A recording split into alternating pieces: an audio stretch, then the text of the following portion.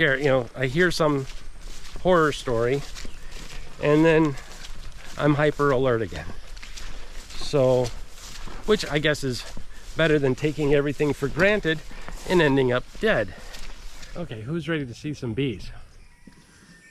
Beekeeping in the Philippines remains a challenge. Queen cell. So this is actually my very first attempt at breeding a queen here in the Philippines. There's the queen with the yellow dot right in the middle. She looks pretty. I've watched plenty of Steve Irwin shows, and so I know exactly how to handle it.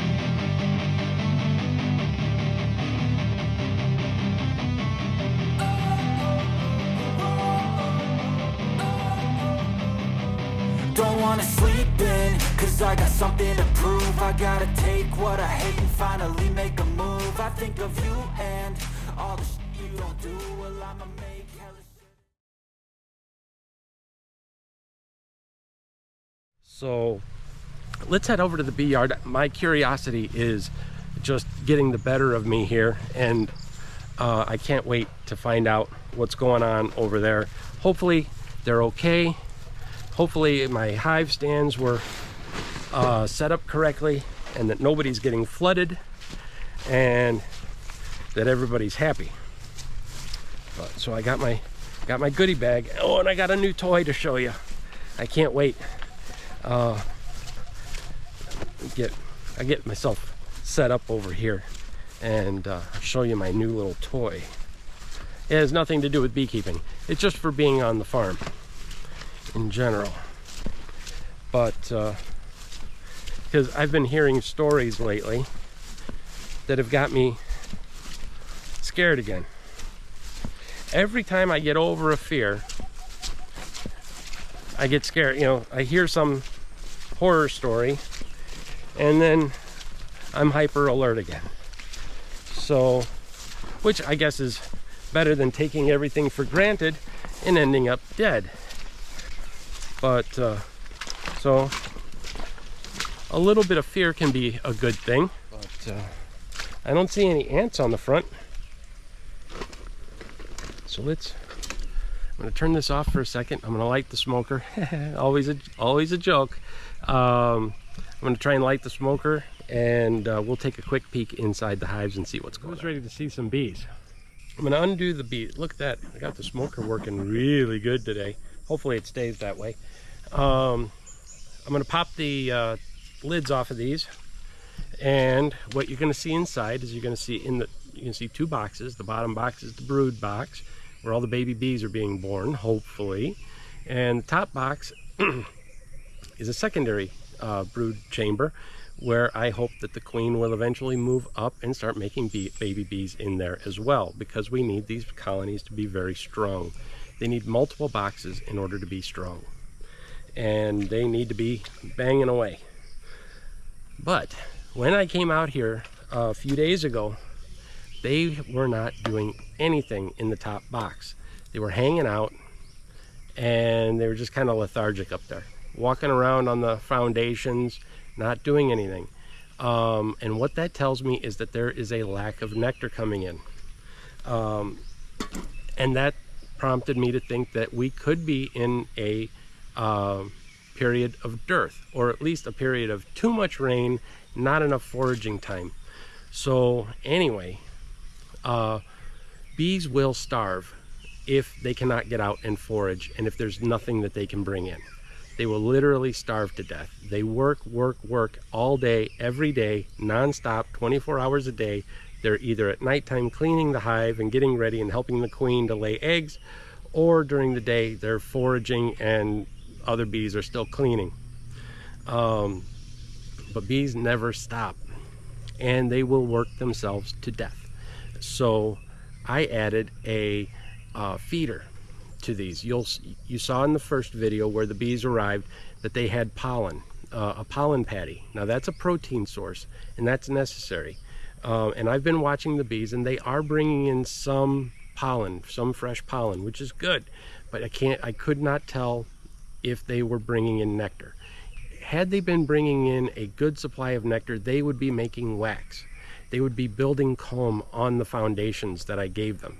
But they hadn't started doing that, which tells me that there's not enough nectar coming in. So I had to supplement their nectar supply by putting in a sugar syrup. Now, before you criticize or think that I'm making fake honey, I'm not making honey, I'm making wax. Bees consume nectar or sugar water thin, in my case 1-to-1, 1 kilogram of sugar, 1 kilogram of water. It's very thin, and that will stimulate their wax producing glands.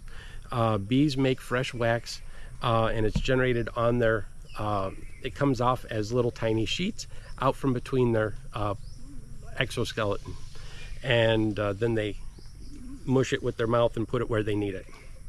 So I am not feeding the bees to make fake honey. I am feeding the bees so that they can make wax and then strengthen the hive by building comb for the queen to lay in. Once they start bringing in a sufficient amount of nectar, then feeding stops.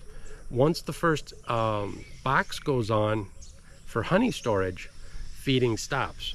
They only get fed when they're weak and when there's no food coming in. So just right off the bat, I'm warning you, don't criticize, and don't say that I'm making fake honey, because I'm not. I'm making wax. So let's take a look and see what's in here, see what we can find. Hopefully there'll be some new wax.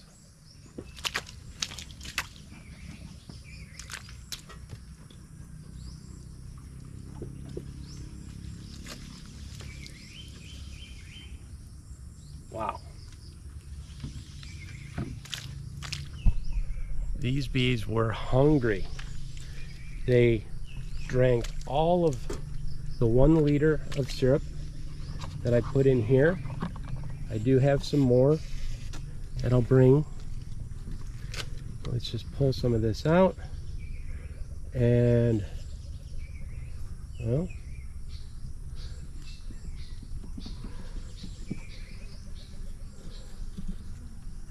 they've still not started to make any wax.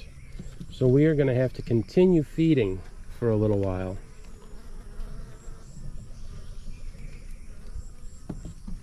Okay. You can hear them.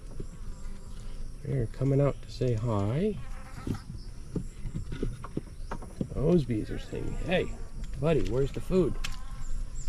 So,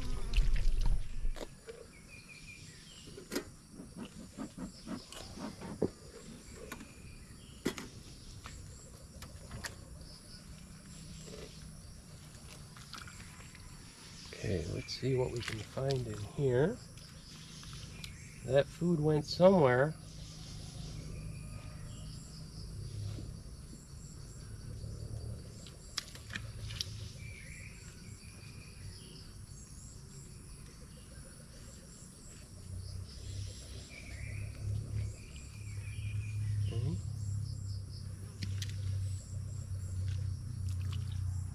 It's a nice sheet of bees. You can see one in there doing the waggle dance. She's trying to tell everybody where to go get more food.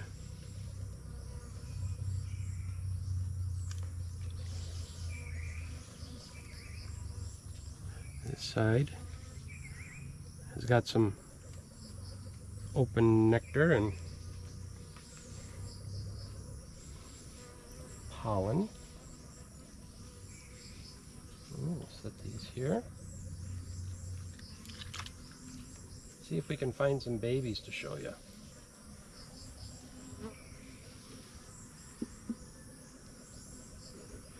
These are Italian bees.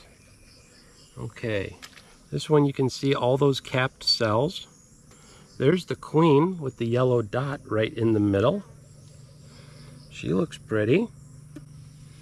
She's not going to find much room on this frame to lay eggs. This frame is pretty full with brood that's about to emerge. So I'm going to be very careful put her back. But now I know for sure where she's at. We will probably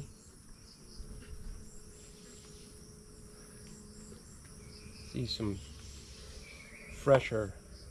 Yep. Okay. This frame here has fresh larvae right in the center. You can see it looks like white milk in the bottom. The shiny cells have a little bit of nectar. The colored cells have pollen.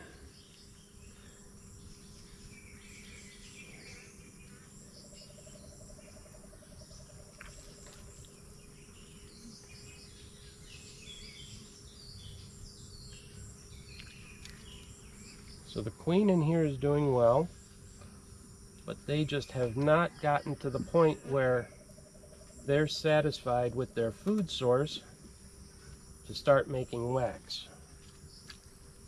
Without wax, we will not have a honey crop because they'll have no place to put it. But we are going to have an explosion of in the number of bees. Every one of those cells that's capped over looks like brown paper bag. Every one of those is a new bee that's getting ready to be born. They're in their cocoon in the pupal stage. Okay, so I've seen enough from this hive, and they're very friendly.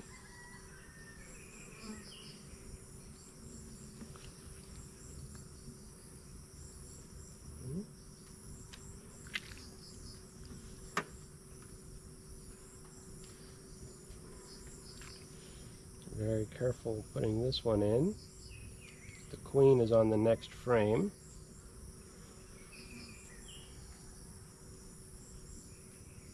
Okay.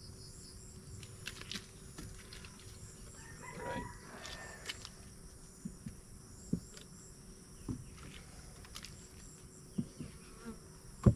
Right, so that's one Italian hive. They're happy. They're hungry, but they're happy.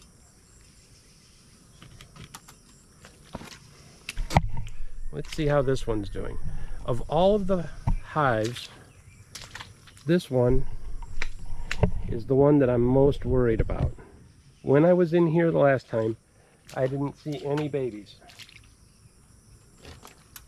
And that could mean that the queen was not accepted by the hive and she was killed, or she didn't survive long after being installed.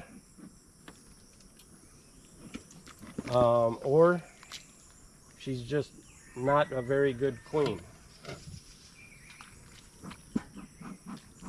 Once again, the feeder is completely dry, and they have not built out very much wax at all.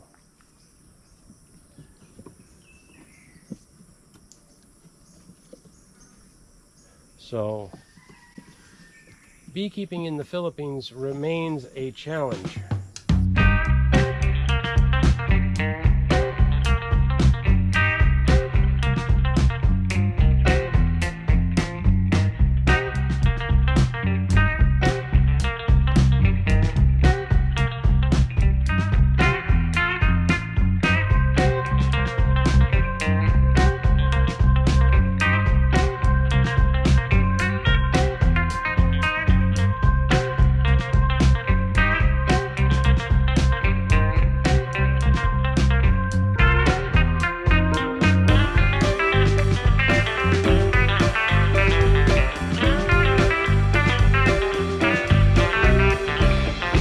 Looks like we have a problem.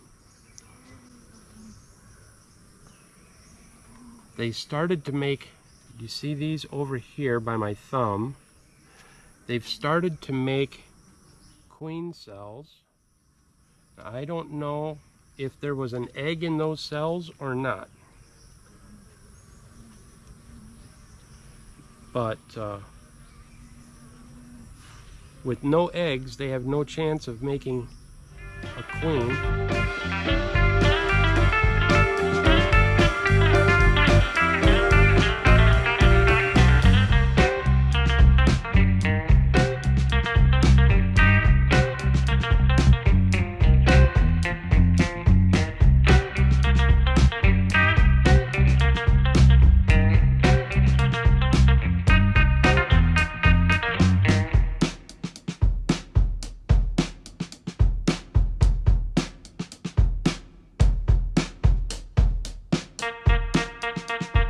I really don't like to see that, and I hate to have to show it to you, but that's how beekeeping goes sometimes. When you get new packages or new nucleus colonies, anything can happen. Okay, let's check these next hives. So again, we'll put a little puff under the lid.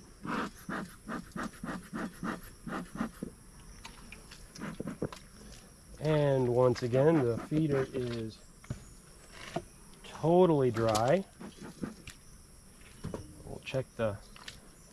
Let's check our wax situation.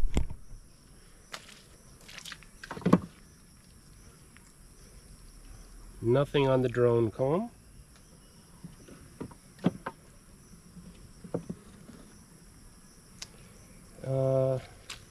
Okay, you can see right over here they've attached the foundation to the wooden frame wall on both sides over here as well.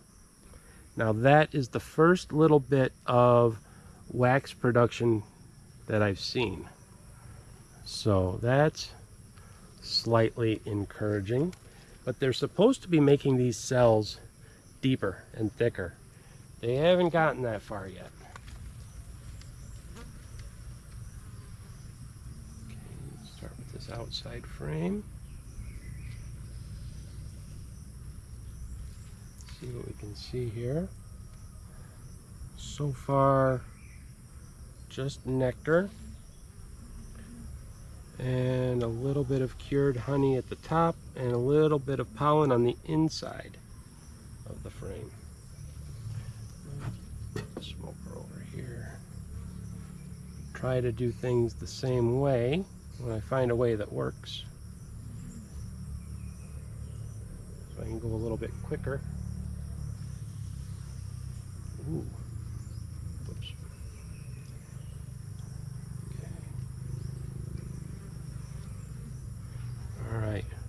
Now we do have a laying queen in here. We've got new capped brood, and we have some open larvae in here. So this hive inspection at this point is done. I do not need to find the queen. I don't need to go any further. I see food and I see babies in all stages, and I see pollen. So I'm done with this hive inspection. And that's a hive inspection, really. There's not much more to it than that. All you're looking for with a hive inspection is there food coming in? Is there pollen and nectar? And do you see babies? If you can see babies, capped brood and open brood, then you know the queen is doing her good job, and you don't need to find her. You don't need to go any further. So this hive is good. The first Italian is good.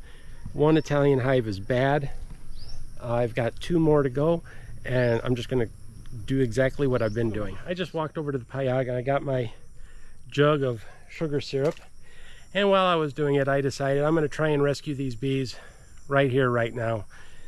Now the challenge is I do have to find the queen so that I can make sure that I don't take her and move her.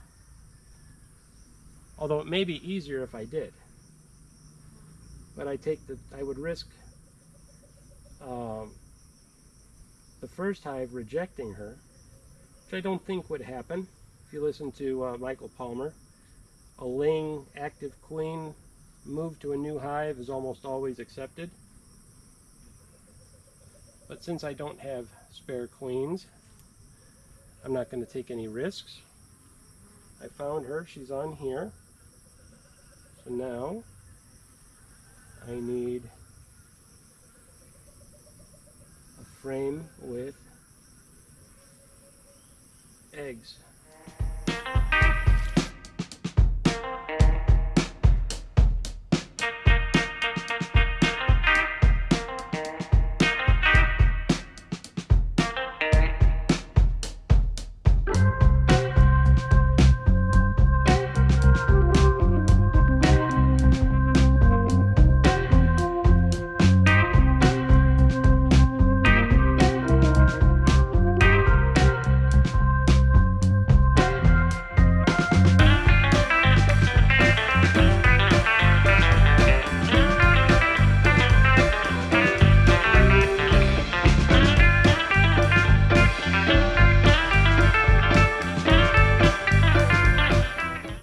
This one's pretty dry. Okay, I'm going to take this one instead. This frame has a lot of dry cells where the good queen can get busy right away filling them up with eggs.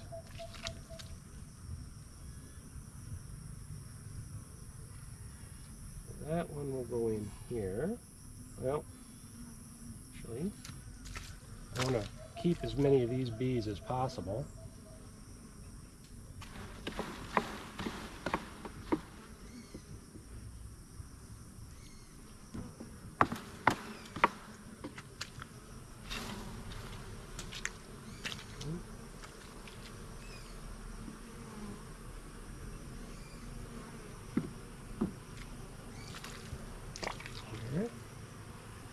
And this is the frame that has the eggs and the brood. I'm going to put this one in second position. And I'll put it dead center in the middle.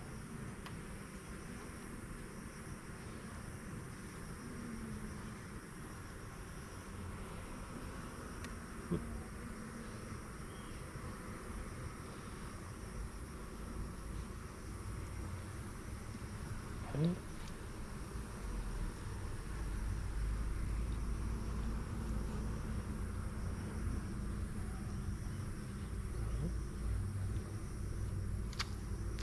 Okay.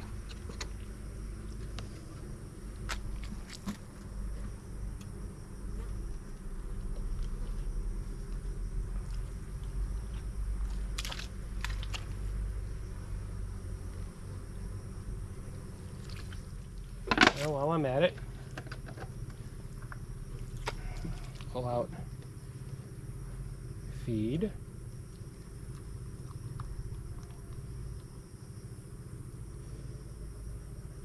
I have these plastic 1 liter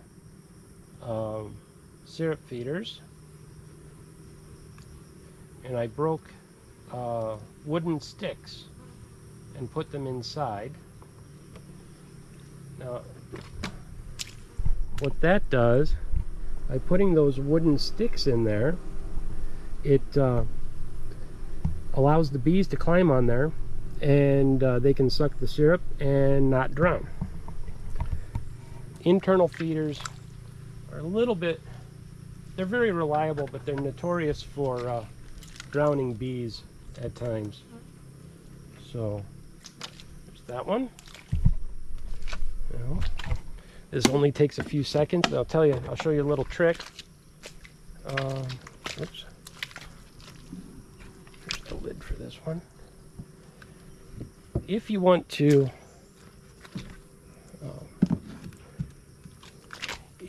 feed your bees in the rain, all you have to do is remember which side you've put your feeder. If your feeder's in the top box, you're in good shape. All you have to do is slide your cover over, and you don't even have to expose the bees to the rain. You can fill your feeder.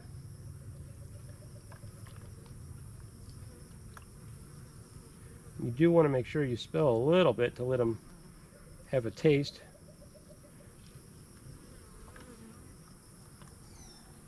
which I don't think I did over on that other one. And then you just slide it back. You don't even have to disturb the bees. All right, and that's everything that I can do for these bees today. In total, if I wasn't filming, probably would have been 20 minutes tops, and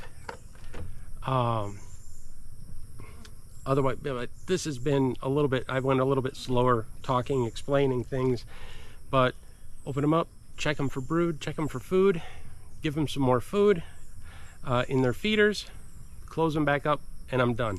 I had one hive that was queenless. I gave that colony an extra frame of bees and a frame of brood. Now we'll see if they can make a queen cell. So this is actually my very first attempt at breeding a queen here in the Philippines. And do I think it's going to work? Yeah, I do. I think that they're going to make a queen, and they'll probably raise it. She will emerge, fly away, and I doubt she'll come back. First of all, I don't think there are enough drones in this area to actually mate with her physically and get her well bred. And two, boy, there's so many predators out here that and queen bees fly a little bit, or quite a bit slower than normal worker bees. So we're gonna find out. But anyway, it's gonna be about 16 days from now before that will happen. But every time I come out here, I'll bring the camera and I'll let you know how it goes. So, but while I'm here, I told you that Noidigoi, the man, my hero, invited the ants to a barbecue, and they were not only the guests of honor but the main course. These ants were all up in these trees over here, and there were probably 8 nests that we identified just within a few minutes. And I came back the next day and he had torched them all.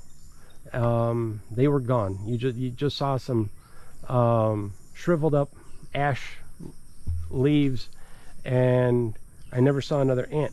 But what they were doing was they were walking down the tree in a straight line, coming over here onto the ground, walking right past where I was working, under here, and right up onto the hive.